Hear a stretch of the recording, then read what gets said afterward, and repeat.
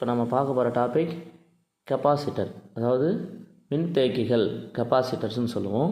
அதாவது என்னென்ன, ஒரு மின் துகள்கள் அல்லது மின்னாற்றலை சேமிக்க உதவும் கருவிக்கு பேர் தான் மின்தேக்கி.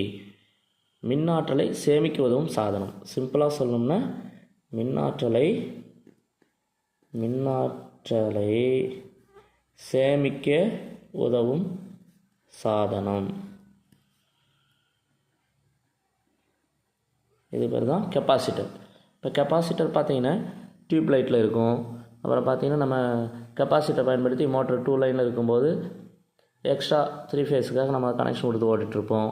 இதில் நிறைய கெப்பாசிட்டர் பயன்பாடு, நிறைய அப்ளிகேஷன் நம்ம பயன்படுத்துகிறோம். எலக்ட்ரிக் சர்க்யூட்டில் நிறைய பயன்படுத்துகிறோம். இப்போ கெப்பாசிட்டர்னால் என்ன அப்படின்னு நம்ம பார்க்க போகிறோம். சிம்பிளாக பார்த்திங்கன்னா இப்போ ஃபார் எக்ஸாம்பிள் ஒரு 2 பிளேட் இருக்குன்னு வச்சு, இப்படி ஒரு பிளேட் இருக்குது.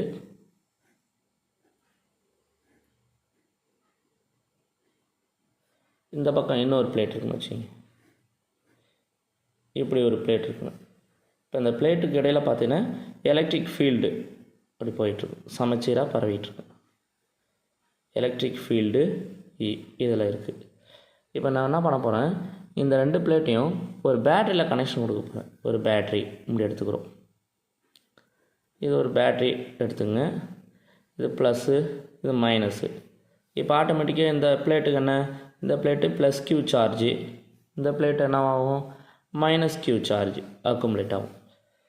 சாதாரண 2 பேட்ரி, ஒரு சிறிய இடைவெளி, ஃபார் எக்ஸாம்பிள் அது டி என்ற இடைவெளின்னு வச்சுங்க. ஒரு டி என்ற இடைவெளியில் 2 பிளேட்டை பிரித்து வைக்கிறோம். அதுக்கு ஒரு பேட்ரி கனெக்ஷன் கொடுக்குறோம். இது பேட்ரி. இந்த பேட்டரியிலேருந்து பார்த்தீங்கன்னா சார்ஜ் போகும். ப்ளஸ் சார்ஜ் போகும்போது இது ப்ளஸ் கியூ பிளேட்டாக மாறும். இது மைனஸ் கியூ சார்ஜ் உருவாகும். இப்போ இதனுடைய ஏரியா பார்த்தீங்கன்னா ஏன்னு வச்சுக்கிறோம். ஏரியா ஏ. இப்போ என்ன ஆகும், இப்போ இந்த மின்தேக்கியை வி மின்னழுத்த வேறுபாடு, இதில் உருவாக்கக்கூடிய மின்னழுத்த வேறுபாடு வி. இந்த வி மின்னழுத்த வேறுபாடு கொண்ட ஒரு பேட்டரியை கனெக்ஷன் பண்ணுறோம். அப்போ சார்ஜ் பார்த்தீங்கன்னா இதிலேருந்து அக்குமுலேட் ஆகி இந்த பிளேட்டுக்கு போகுது. இது ப்ளஸ் கியூ, இந்த பக்கம் மைனஸ் கியூவாக மாறுதுன்னு சொல்கிறோம். அப்போ இதில் எவ்வளவு சார்ஜ் உருவாகுதோ அப்போ அந்த 2 பிளேட்டுக்கு இடையில் இந்த எலக்ட்ரிக் ஃபீல்டு நகரதால் இதில் உருவாக்க 2 தட்டுகளுக்கு இடையே உருவாக்கக்கூடிய மின்னழுத்த வேறுபாடும் இதுவும் சமம்.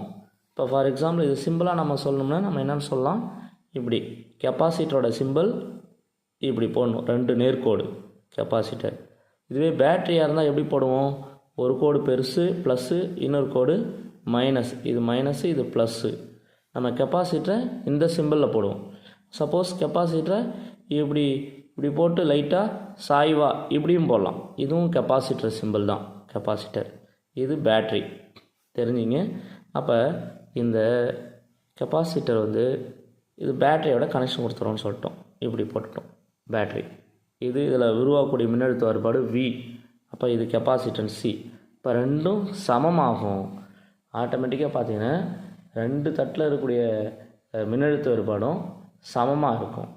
இப்போ என்ன ஆகும், நம்ம கொஞ்சம் கொஞ்சமாக தட்டுகளுடைய கேப்பை இன்க்ரீஸ் பண்ணுறோம். என்ன நடக்கும் அப்படின்னு பார்க்க போகிறோம். அப்போ சிம்பிளாக ஃபஸ்ட்டு பார்த்தீங்கன்னா மின்னழுத்த வேறுபாடு சமன்னு சொன்னதால் இதில் உருவாக்கக்கூடிய மின்னழுத்த வேறுபாடு சமன்னு சொல்லும்போது ஃபார்முலா சார்ஜ் பார்த்தீங்கன்னா கியூ இல்லையா, 2 தட்டுகளுக்கு இடையே சார்ஜு கியூ எதுக்கு, நம்ம பேட்டரியில் கொடுக்குற வோல்டேஜுக்கு சமன்னு சொல்லிட்டோம். Q directly proportional to V. இப்போ சம் கான்ஸ்டன்ட் எடுக்கும்போது கியூ சி இன்ட்டு வியாக மாறும். இந்த சி தான் capacitance. C is the capacitance சொல்லுவோம். அப்போ தகவு மாறிலி அப்படின்னு சொல்லுவோம். அப்போ ஆட்டோமேட்டிக்காக சி என்பது ஏதேனும் ஒரு மின்கடத்து தட்டில் இருக்கக்கூடிய மின்னூட்ட மதிப்பிற்கு அந்த கடத்திகளுக்கு இடையே உள்ள மின்னழுத்த வேறுபாட்டுக்கு சமம்னு சொல்லிட்டோம். நமக்கு தேவை சி மட்டும்தான் வேணும். அப்போ சி ஈக்குவல் டு என்னாகும், இந்த பெருக்கல்ல இருக்கிற வி ஈக்குவல்ட்டுக்கு இந்த பக்கம் வரும்போது டிவைடில் மாறும். C equal to Q by V. இப்படி தான் கெப்பாசிட்டன்ஸுக்கான ஃபார்முலா. இதனுடைய எஸ்ஐ அலகு பார்த்தீங்கன்னா என்ன, மின்தேக்கு திறனின் சியோட எஸ்ஐ அலகு பார்த்தீங்கன்னா கூலும். மின்தேக்கு திறன் எஸ்ஐ அலகு கூலும் பர் வோல்ட்டு. ஏன், வி வோல்டேஜ், வோல்டேஜ் குறிக்கும். கியூவோட கியூ சார்ஜ், அது கூலுமில் சொல்லுவோம். அப்போ கூலும் பர் வோல்ட்டு. எப்படி எழுதலாம் இதை சமன்பாடாக எழுதும்போது இப்போ பார்த்தீங்கன்னா சி கூலும் சி இங்கே டிவைடில் இருக்கிற வோல்ட்டு டிவைட் பை வி அல்லது சி இந்த வி வந்து பெருக்கல்ல மேலே போகும்போது பவரில் -1 ஆகும் சி வி -1 இது வரும். இப்போ ஃபார் எக்ஸாம்பிள் இப்போ ஃபஸ்ட்டு பார்த்தீங்கன்னா இந்த சிவி -1 மைக்கேல் ஃபாரடே அவருடைய நினைவாக நம்ம எப்படி வச்சுக்கிட்டாங்க பார்த்தீங்கன்னா அதை ஃபாரட் அப்படின்னு குறிப்பாங்க. ஃபாரட் எஃப் என்ற அலகால் அதை குறிக்கிறோம்.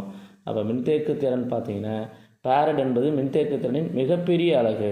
இது வந்து ஃபாரட் வந்து மின்தேக்கு திறனின் மிகப்பெரிய அலகுன்னு சொல்லுவோம். ஃபார் எக்ஸாம்பிள் இப்போ மைக்ரோன்னா நான் மிகச்சிறிய அளவு. அப்போ ஒரு மைக்ரோ ஃபாரட் 1 மைக்ரோ ஃபாரட் அப்படின்னு சொல்லும்போது மைக்ரோனாவே நான் 10⁻⁻6 ஃபாரட். இப்போ பிக்கோன்னா அதிகம். இப்போ 1 பிக்கோ ஃபாரட்னா இந்த பவரில் மைனஸ் இன்னும் இன்க்ரீஸ் ஆகும். மிக சிறிய அளவு மைக்ரோ அடுத்து பிக்கோ 10⁻12 ஃபாரட் அப்படின்னு நம்ம சொல்லுவோம். இப்போ இதுதான் உங்களுக்கு மின்தேக்கி. அப்போ சிம்பிளாக பார்த்தீங்கன்னா அதனுடைய மதிப்பு பார்த்தீங்கன்னா மின்தேக்கி உள்ளுக்குள்ளே இருக்கும்போது இப்போ 2 தகடுகளுக்கே சேமிக்கப்படக்கூடிய மின்துகள்களின் மொத்த ஆற்றல்னு கேட்கும்போது உள்ளுக்குள்ளே பார்த்தீங்கன்னா 0வாக தான் இருக்கும். மொத்த மின்னூட்டம் பார்த்தீங்கன்னா சுழி. ஏன்னா என்ன ஆகும், மின்தேக்கி உள்ளுக்குள்ளே இருக்கும்போது சார்ஜ் சேமிக்கப்படக்கூடிய மின்துகள்கள் மின்னூட்ட அளவு தான் குறிப்பிட்டுரும். இப்போ ஒவ்வொன்றும் ஒரு ஷேப்பில் இருக்கும். இந்த மின்தேக்கி பார்த்தீங்கன்னா ஒவ்வொன்றும் ஒரு குறிப்பிட்ட ஷேப்பில் இருக்கும்.